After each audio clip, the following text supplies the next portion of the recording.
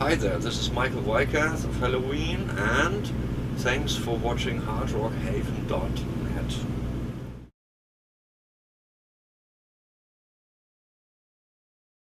Well, we have Michael here from Helloween. Hi. Can you talk a little bit about the band's writing process for this last record? Well, we had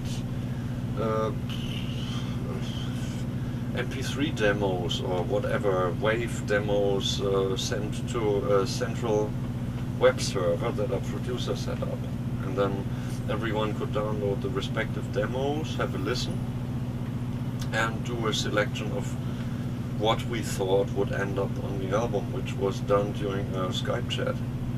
And that Skype chat was horrific.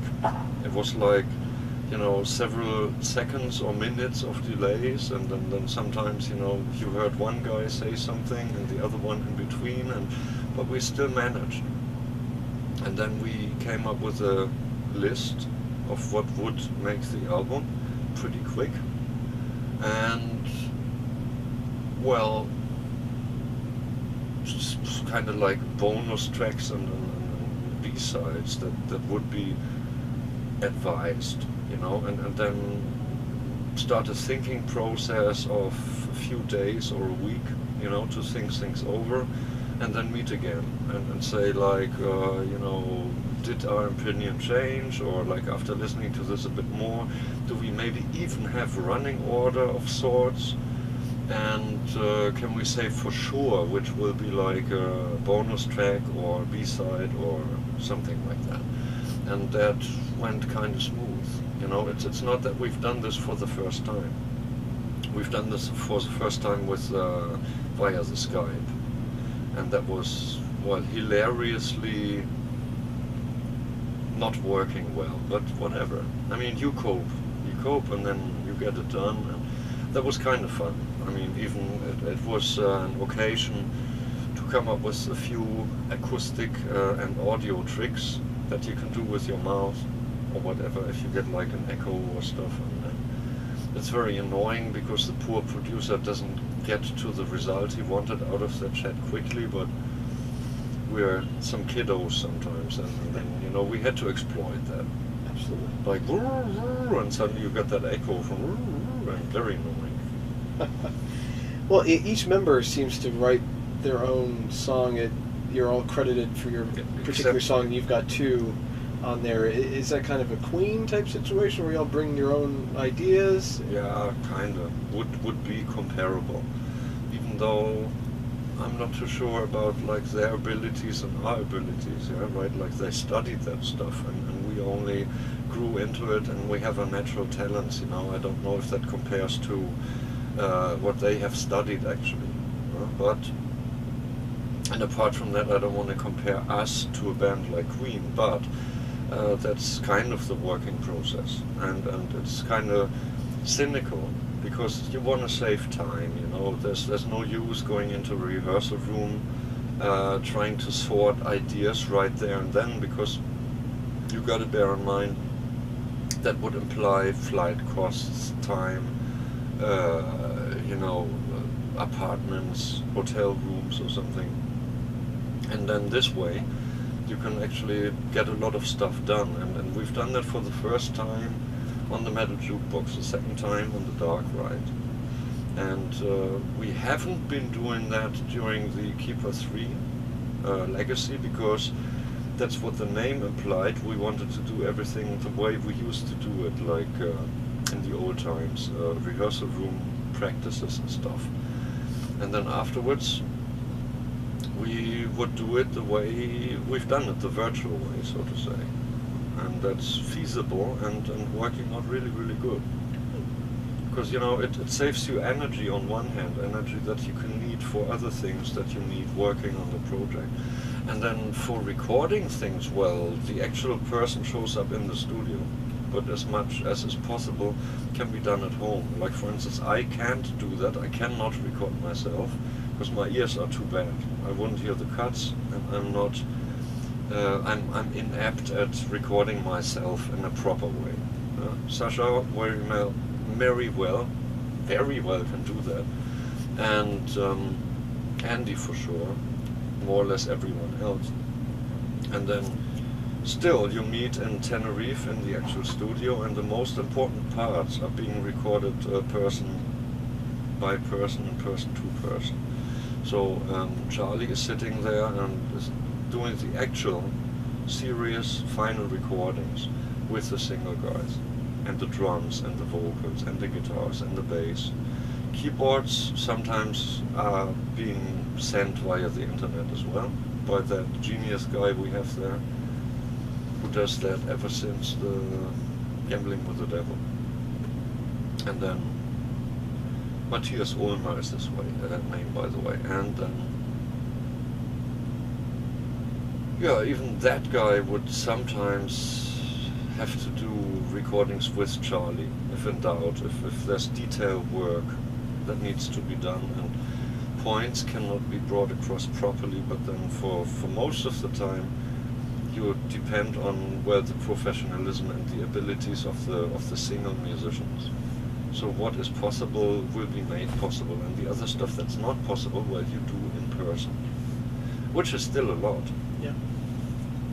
Do you think that the fact that each member does their own writing, does that lend some diversity to the sound of the record? Absolutely, absolutely. And in a rehearsal room situation, one member could possibly not bring his essence or final idea across, because in a group situation you would have said, I got a great part we can put in there, and bam, and there it is, and then somebody says, yeah, but I was thinking of that little thing, and the way it was before, and then it usually goes like, that's cool the way it is, and then you lose those little things.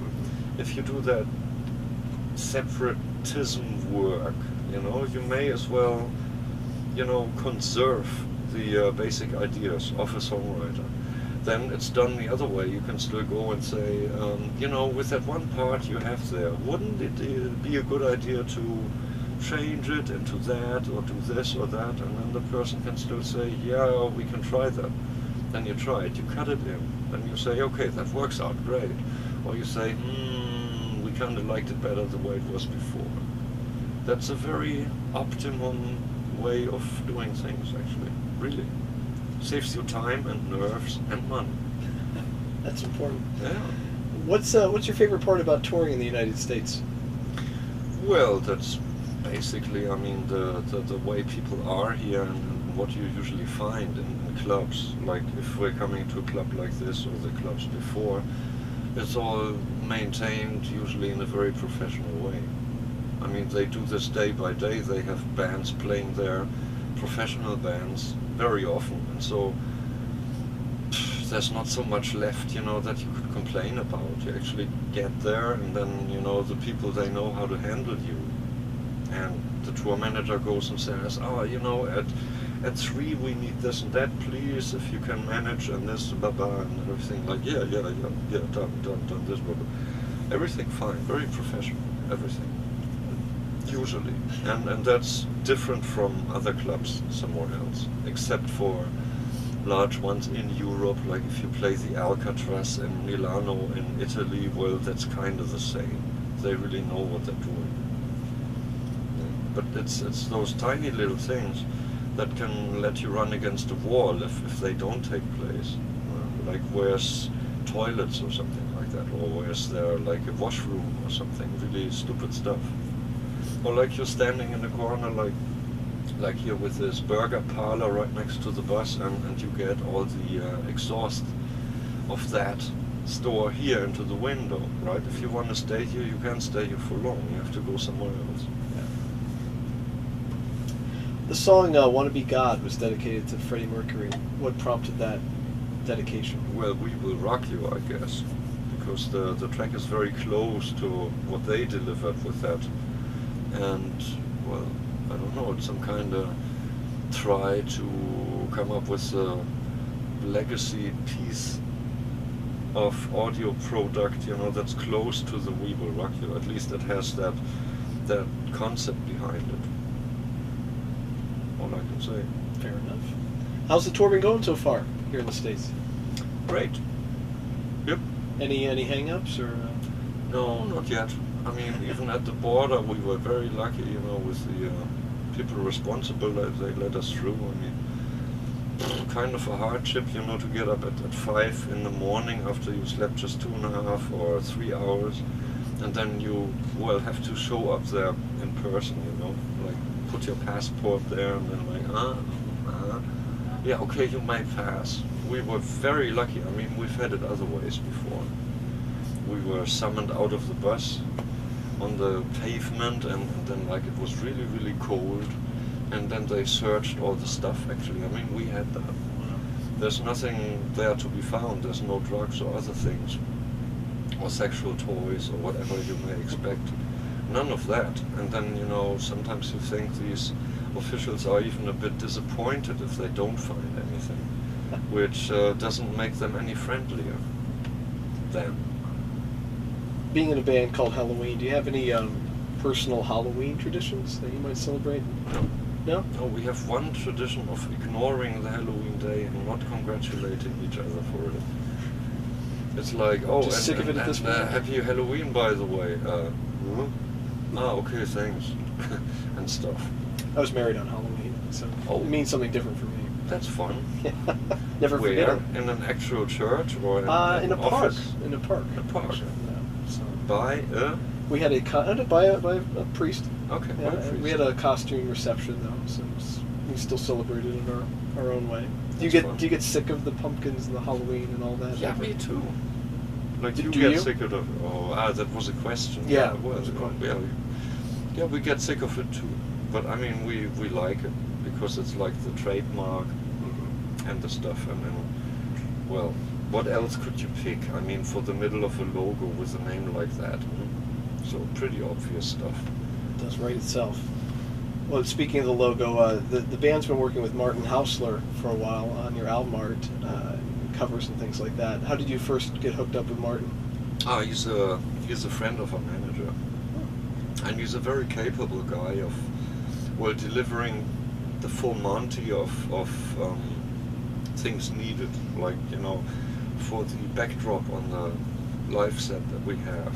I mean, all these things are print artwork, you know, and so I mean, the stuff you have to, well, deliver in a proper resolution that you know that finally for the stage, you know, you don't have to try 3 times. Because like, okay, we have the stage set ready. Oh, but it's at the wrong resolution. Yeah, well, but this is gonna cost you 15,000 euro. Okay, can we try another one? Yeah, for 15,000 euro. And, you know, so that guy is like the all-around artwork guy in a few cases of our covers that we've done and whatever. And even if someone else would do the artwork, I'm pretty sure that artwork would get passed on to him in order to make things work the easiest afterwards. There's so many things you have to bear in mind you won't think about. And so he does it all in one go. Photos, artwork if possible, and suggestions, lyrics, whatever. And you know, you can always say it could be done a different way, or I don't like this about it, or I don't like that. And then you can say, okay, then tell me another guy who does it all in one go, you know, if you want to have it for the money he asks for. And then have someone else who, well, messes it up or doesn't get the stuff delivered in time and stuff, you know. So, friend of our manager. How is playing alongside Sasha on stage different from playing with previous guitarists in the band? Well, that's different altogether because we have a different way of approaching things even during the rehearsal periods. We have a rehearsal, pre-rehearsal, so we sit together, we also send sound files or videos, kind of like, oh, you know, by the way, this part here goes like this, like a part he didn't play during the recordings. I make a video for him so he knows the way it goes. And other stuff that I didn't play but he played on the record, he sends me, so I know the riff goes like this, or if there's like some recommendable way of playing a riff. Sometimes a riff is so fast that it's no use trying it here or there. There's more or less one optimized way to try, to have a go at it. And then he would maybe say, okay, if you played here, that wouldn't work. You better play it here and then go there. And then you can play those things. Your relationship with Charlie, the producer, has really been fruitful over the years. How has that lasted for so long? What is it about Charlie?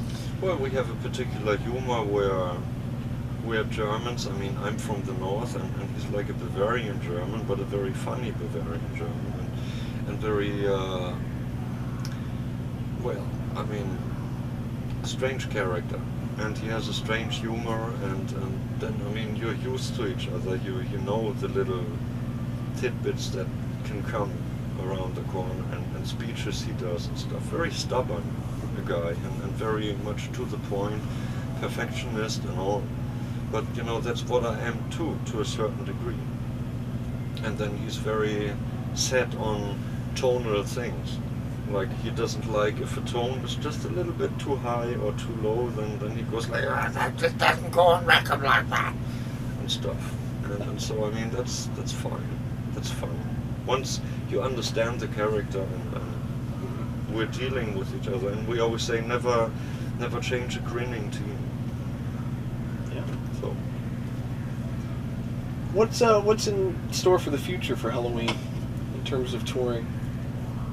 Well, we try as much as possible. We try to optimize again as many shows as we can. That means try to play the largest festivals there are and the largest occasions on shows, you know. And even here on this US tour, I'm pretty sure that we have the optimum clubs running, and the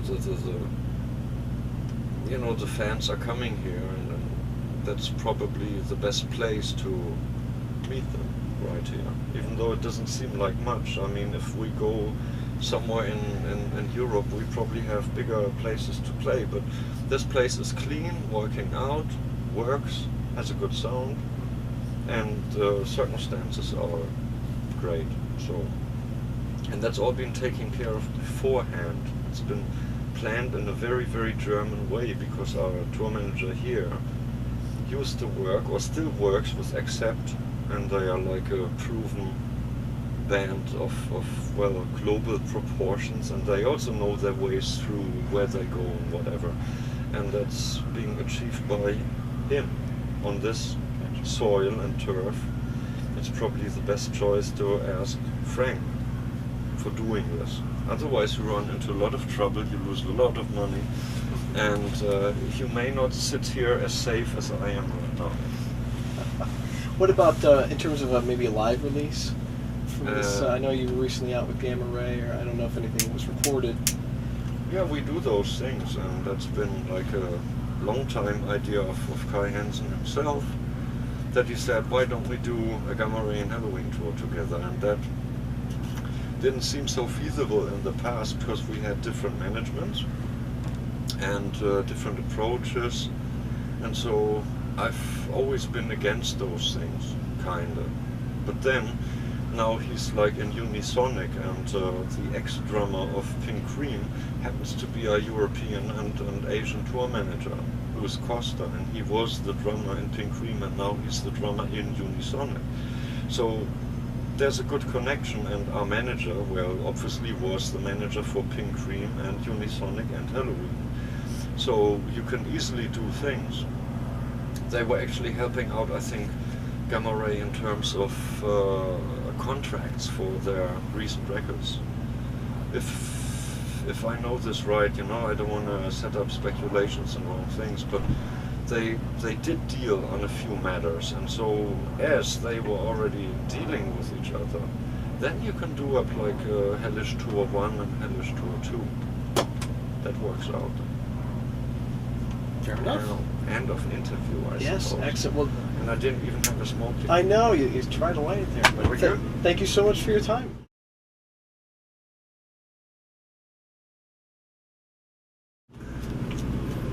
Yeah.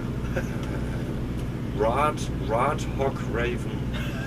Hard rock, Raven. Hard Cock Raven.